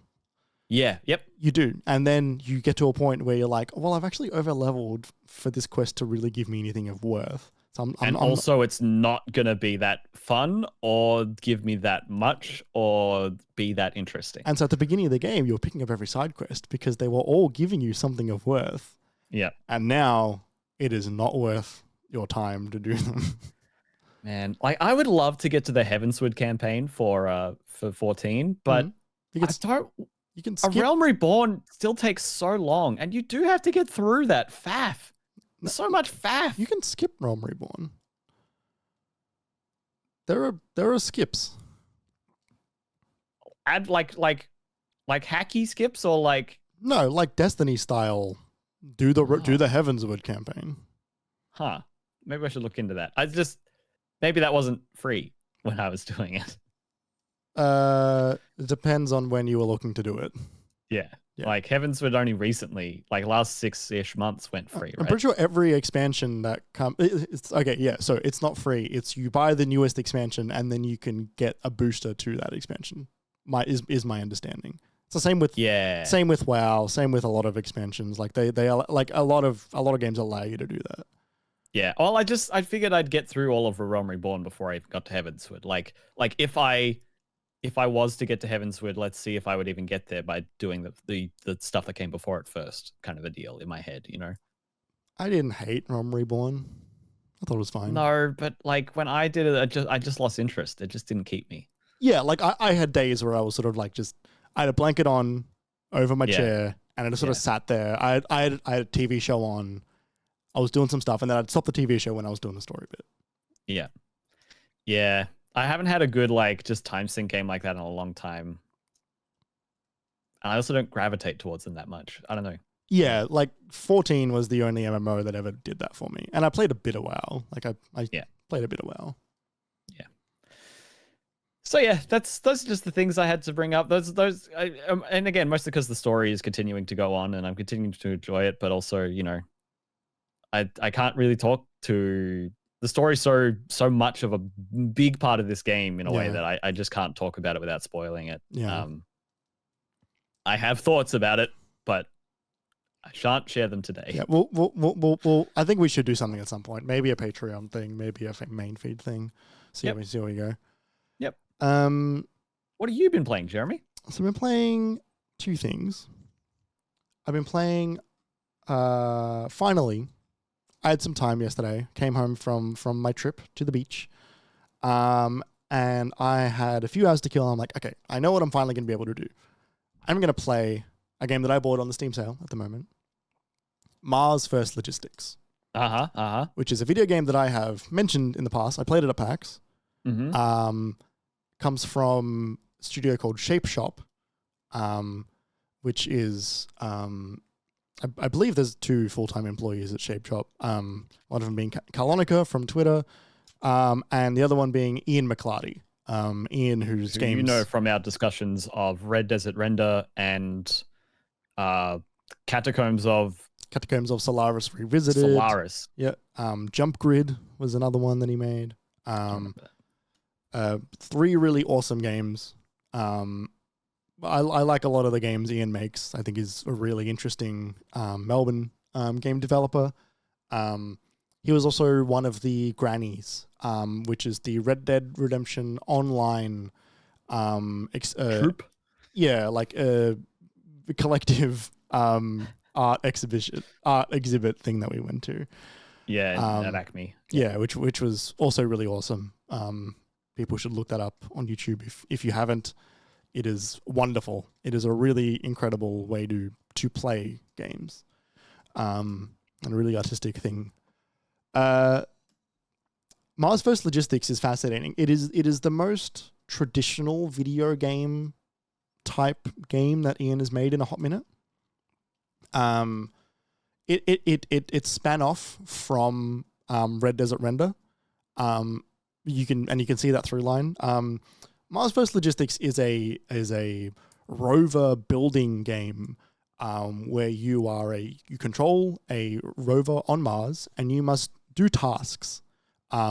Those tasks are usually delivery related tasks. So it is like the early ones are like, take this watering can over to the greenhouse that is over there, and you get a Lego Technic style rover with sort of a mix between the video game Trailmakers, which Kerry's a big fan of, and you can find my highlight videos of... Never mind. You're saying never mind because you don't know the name of your YouTube channel. It's a mix between that and honestly, like kind of like Tears of the Kingdom-esque building in terms of the shenanigans that you're going to get up to. Right. Which is so very powerful, very freeform. Yes, extremely freeform. In this game, you take jobs from like a computer screen that you have by pressing tab, and then at any point you can press the V key on the computer, and you go into build mode, and you can add blocks and different connectors and pivoting joins and pistons and hydraulics, and then you press that key again and you seamlessly hop back into the game and you pick up objects and you then move them around. And it is very, very fun and lighthearted. There are astronauts on the planet Mars, and they don't do anything. They are just there to sort of be like populants of Mars, and they are very cute looking. They look like the remake Mario RPG. In terms of the like squishy little kind of strange proportions. They're squishy little astronauts, and if you get close to them, then they turn on the jetpacks. And no matter how tall you've made your vehicle, they will just hover just above you, so you can't you can't hurt them. Yeah. And you are there to move objects from one place to another on Mars by building more and more ridiculous contraptions. It is really cool. It entered early access about a month ago now, and it is really worth taking a look at. The soundtrack is done by Dan Golding, who has done many game soundtracks for Australian games. Like Untitled Goose Game. Yeah, like Untitled Goose Game, the Frog Detective games. So the music is like it's not like heavy synthy, but it is like there is like a little bit of like kind of like the score to The Martian, not the soundtrack because that was all disco, is all like kind of like there's just a bit of science fiction here and there. It's quite good. One of the tasks that I did last night was I had to take a very large radar dish from one place to another, and the shape of the radar dish was like a circle at the bottom and then 3 beams up to a pointed top. So it was a pyramid, but instead of it being a triangular a pyramid with a square or a triangle at the bottom, it was rounded at the bottom. Very awkward shape. And so I had sort of put together this kind of little like train grabby truck thing that would pick up objects, and I would sort of just crush whatever object was in front of me between these 2 pistons and then lift it up on my back. And then I would drive, kind of like WALL-E, where he would like pick things up and he'd put it on his back as he was traveling along to sort of keep his center of gravity sort of centered. This object was very big and a very, very annoying shape for the type of vehicle that I had. And so I looked at it and went like, well, fuck. And so I had to then just come up with a brand new ridiculous contraption that worked for exactly that one piece. And then the next piece I found was a fin for a rocket ship, which was much larger and much heavier, that I actually could pick it up. But the moment I did, instead of picking it up, I would pick it up and my center of gravity would then be more in the ship than it was on my little rover. And so I would then tip over. So you needed to create something like heavier or different, like my solution was something a lot longer, and something that allowed it to fall onto me instead of me falling onto it, which is hilarious. It does the Tears of the Kingdom thing where sometimes like, I've got this great idea for this contraption, I'm going to put it together. That didn't work at all. Like immediately. Well, that failed. That's hilarious. There's a lot of that. And there's a couple things in this game that are really, really smart with its design for a lot of this stuff. One of them is at any point you can just hold down R and you just reset your vehicle.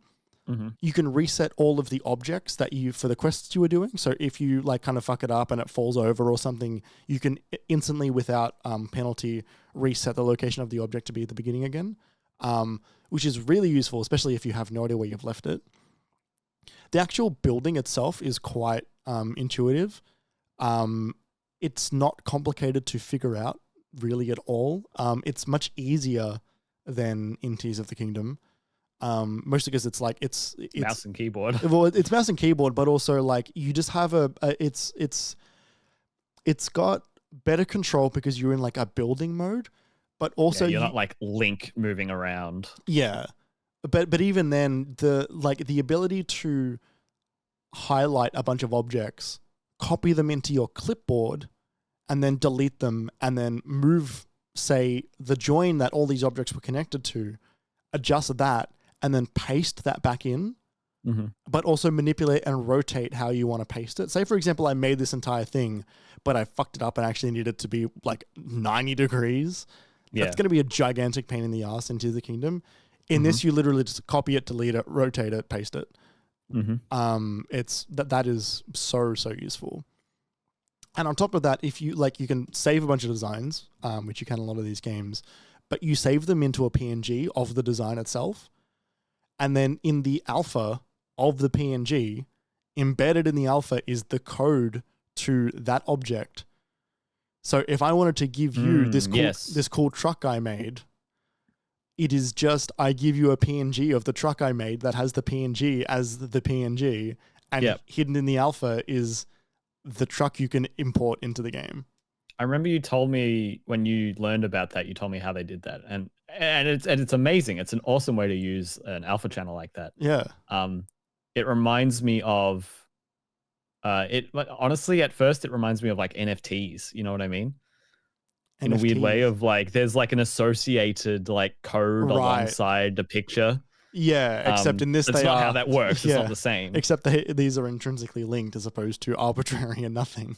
Yeah, and also and not Web3 and all of that. But yeah, it's funny seeing that, and it seems infinitely more useful than something like an NFT. Yeah, like I'm in the Shape Shop Discord, and there's a channel dedicated to like post your cool designs, and they're just PNGs that you just download, and like you just throw them in, they're awesome. That's so cool. It's really cool. Yeah, it's real good. I'm a big fan of this game. And you haven't tried the co-op yet, right? No, not yet. I've only been playing when it's just been me. But yeah, my understanding is the co-op is shared rewards, shared progress, and the way you get more objects is you sort of like purchase them by when you complete a quest, you get new objects as well as currency to buy additional objects. So you might get like a new piece as well as like 200 points to buy some more. Some additional quantity of a piece you already unlocked.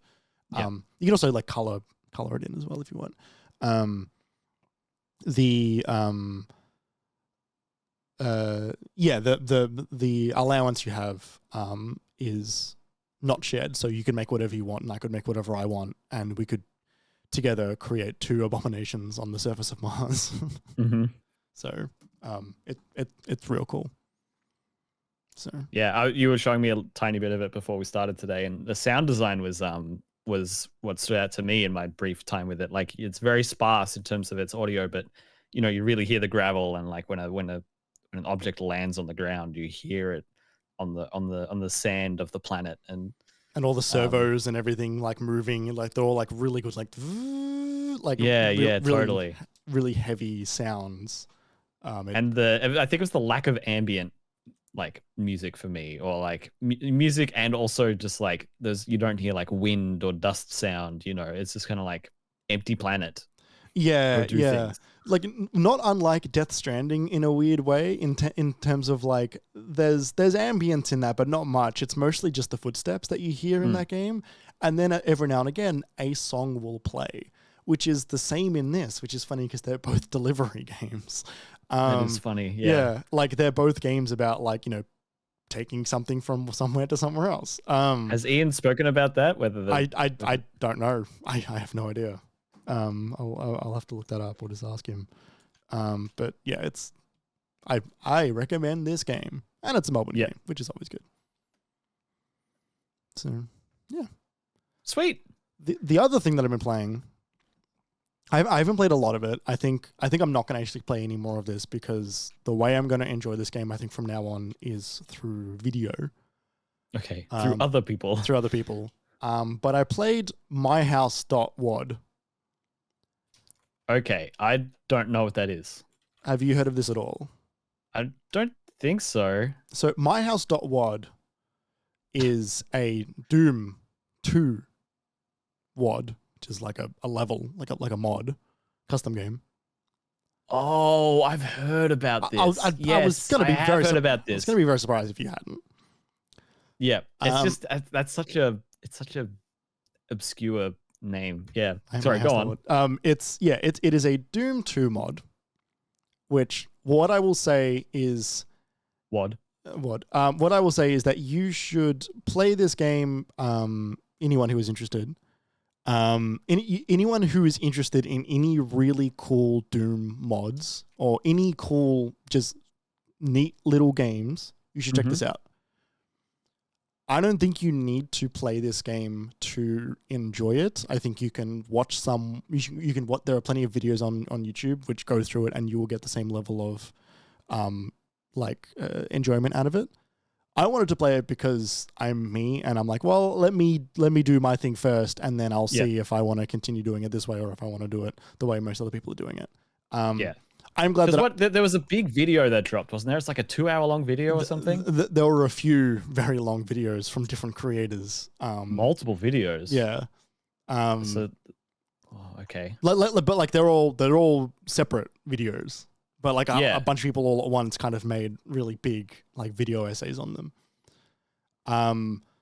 Spoiler warning for, I guess, one of the things about the game is that they play with levels and design in this Doom 2 mod.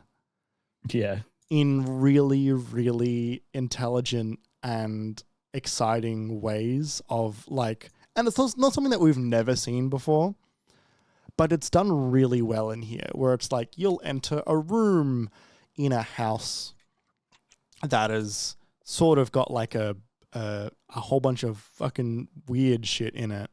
Mm-hmm. And you'll head downstairs, shoot a bunch more dudes, and go back upstairs, and things are very different. Right, okay. And it's a very small space you're working in. It's a very small physical space that you are exploring, and it keeps, like, you know, pulling a 180 on you, and the story is really intense, and there's a whole lot of like it's a horror game. It's a Doom 2 horror game. Okay. Without it being, it's not like jump scares every other minute. But it's like vibe and yeah. That's right. Ollie posted it in our Discord like twice. Yes. With second message saying, "I'm posting this again because I know you haven't watched it yet, and you definitely should." And that wasn't pointed at anyone. That was just like the whole server. Yes. And he's correct. It is that to keep it around. It is very easy to load up. You think like, oh, Doom 2 mods, like Doom 2, the game is open source now. You can just download that from archive.org. Didn't know that. That's Bought cool. it. Didn't know that. Paid money for it. Doesn't matter. It was on sale at the moment. It was only like $1, but still bought it, and I didn't have to. Curse you, Bethesda. And the actual mod itself is really easy to set up. It takes like 10 minutes, and you got to download one more very small program, which is just like a Doom custom loader, basically. It is well worth your time. It is well worth your time. I highly recommend it. To play or to experience by video? So you've said you're not going to play it anymore. Yes. That it is very long, and it is quite complicated and a little bit obtuse. I think doing it maybe the way I did it is kind of perfect, where it's like, okay, like I get a lot of this. Right. And then you'll reach an end, because there are multiple endings. Oh, wow. Okay. You won't know it's an end, but like you get like an idea, like I think I've hit a roadblock here, and I would have to restart it and do something different. Okay. Very cool. I'd crank the difficulty down over and over again because I'm really bad at old Doom. Yeah, that's fair enough. I mean, how does that control with modern controls? Oh, it's fine. Like those games play great still because they played great when they came out. Like it's, you know, it's like playing old Quake. Like it's got a feel to it. It just feels fun. It's fast and it's zippy and all that stuff. Yeah, I'm not getting stuck on anything ever. Yeah, it is really cool. Also wild that like one of the coolest things I've played this year was a Doom 2 mod called MyHouse. Yeah. That is really wild. It's one of the modding community for Doom and Doom 2 for those old Dooms is vibrant and alive under the surface of the water, you know? It's like, I really hope with the additions that they're making to Master Chief Collection that the modding community for Halo really blows up again. Yeah, it's tricky, right? Because they're not seeing any new blood, but neither is this Doom thing either. So yeah, like anything we would see from the Halo modding community would either need to come from an enhancement of tools available being developed by the developers, which I don't see happening because they worked on that game for a long time. Oh, they're still working on it. They're bringing in a whole bunch of content. Well, that's true, but it's coming in as a mod, isn't it? Like, no, that's 343 doing that. Yeah, I know it's 343, but I thought the thing you posted the other day saying they're bringing in content was they're releasing it as a mod. Oh, I'm not sure. I don't know. Yeah. That might just be how the other listed, thing that might really excite people. Well, that could really excite people. How the Halo 2 demo is going to be accessible for people to experience in some fashion. But yeah, something like this, like MyHouse.WAD, that can like break through and be interesting. That, you know, Jacksepticeye is playing it, then all these different other people play it. I mean, it's funny as well too, because like horror things really seem to break through that that barrier. Yeah. You know, like you can have a cool first-person shooter game and cool first-person shooter levels, but like people don't search YouTube for cool Doom levels. Yeah, it's like it's just cool horror mods is the thing that people will search for. And like I think maybe like I haven't seen any in Fortnite yet. I think we're due horror for games. I think we're due for like you know, like the size of, you know, like this, for example, or the size of something else, like the size of like Cry of Fear. I think we're due for like a Fortnite horror custom experience to explode into its own game, I guess. Right. That's usually how it goes, is that like the custom games then turn into full games. If they're popular enough, yeah. Yeah. Well, cool. I've got that video queued and ready to go. That is now in my YouTube history. It's open in a tab on my computer. I will give that a shot. There you go. I appreciate the reminder. Well, everyone, that's gonna do it for us for this week. Yeah, that's about all. We do have next week's topic lined up. Next week, we will be talking about the FTC versus Microsoft situation. Now, we could have spoken about it last week or even the week before. We could have spoken about it today, but we've chosen to do it next week because there is going to be some verdict on the trial from the judge, from the people doing the trial. Yeah, between now and the next recording is when it will probably happen. That's right. The current theory is with 24 hours of actually recording this, which means we would have missed it, and is also why we didn't do it today, because we would have been instantly out of date the moment the website went up, the episode went up. But there is, I don't think there's a chance of it not being a verdict, not being decided by next episode. Yeah. So kind of either way, if it doesn't happen, we'll still be guessing at that point. So we'll see. But yeah, we will next week we will collate together all of those little bombshells we were talking about during the subscription discussion about whether Game Pass is profitable and what Jim Ryan's emails have to say and Sony's poorly redacted documents, and sort of distill the important things that came out of that, out of all those interviews and trial processes and the fun stuff. Pardon? And the fun stuff. What do you mean? There's a lot of fun stuff in there as well. Oh, right. Okay. Yeah. Well, all the important, the noteworthy stuff. Yeah, all the important and all the fun stuff. Yes. Plus, we will then kind of put that all together in the context of any judgments that have been laid down at the end of that trial. So yeah, look forward to that for next week. If you want to make sure you don't miss the episode, make sure to follow our social accounts. That's at MiniMapAU. You could follow us individually as well. I don't know how much longer I'm going to be on Twitter. I'm liking it less and less. You can find me on Hive, but no one else is using it. So for the meantime, you can find me on Twitter at KJPalmer_24. Where can they find you, Jeremy? At Obi-Wan Jez on Twitter, Hive, Threads, Instagram, TikTok, Twitch. Yeah. I'm not on Blue Sky yet. I'm still waiting on someone I know to flog me an invite. Flog. I think I'm on Mastodon, but I don't remember if I made an account or not. I think I made an account, and I think I'm on co-host, but I have not posted on co-host. I don't actually know if I made it on there or not. Yeah, it's a bit dire out there. I'm in the camp of like maybe it's just time to forget the socials. But like personally for me, it's a weird time right now, and it's not particularly fun in any one place. Yeah, it's not. It's not. Like there was a fun level of threads being unhinged for about a day and a half. Yeah. As everybody ran to it and was like, it felt like first day of school, but like it felt like first day of school after the school you've gone to renovated one of the buildings. Right, and everyone wants to see it. Everyone's like, what's different? What's all this new stuff? New stuff gives me energy because it's different to before. Totally. Like, yeah, so that was funny. But it's like not good on there. It's not good anywhere. No, it's also hard to sign up for another product from Meta. Like, It's barely when, even like I don't have to. It's barely even another product. It's like the same thing. Yeah. It's just Instagram with a different looking feed and different content, to the point that I'm like, I'm already there.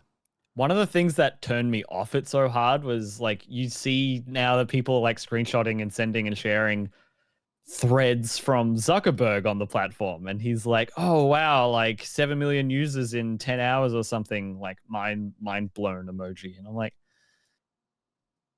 I don't want to be a part of this. Yeah. I don't want to be here. Elon has done wonders for making him look normal. Yes. Which is wild to say. It's really saying something. Considering, do you remember when he was being subpoenaed in Zuckerberg, for the Supreme Court, wasn't it? Yeah. And he was no, ended up saying like it was the Senate. We use people's data, that was the like. Yeah. It was all, all, like selling people's data. All of the Cambridge Analytica stuff. Yeah. Yeah. So hey, social media. The MiniMap will still be around on those. But yeah, individually it's a bit of a shit show. If you're using one and you've got any feelings about it, feel free to try and let us know in any of those places, and maybe we'll see it.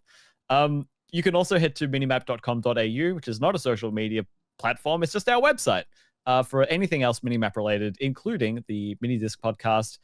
Any latest articles we've published. For those of you that are live with us on Twitch, stick around. We're about to start the post show. For those of you listening later on any podcast or video demand platforms, make sure to give us those so tasty 5-star ratings. It helps out a lot, and consider joining us next week for the live show. Lastly, if you wanted to support us on Patreon, if you were able to, if you would like to help us keep things running over here, you can do that by heading over to patreon.com/minimapau, and for $5 you'll get 24 hours of early access for all episodes of the MiniMapCast, as well as the other benefits I mentioned at the start of the show, all while helping us out greatly. Thank you all for listening. We'll be back next week with games and court trials and all manner of things. And stay safe until then. We'll see you next week.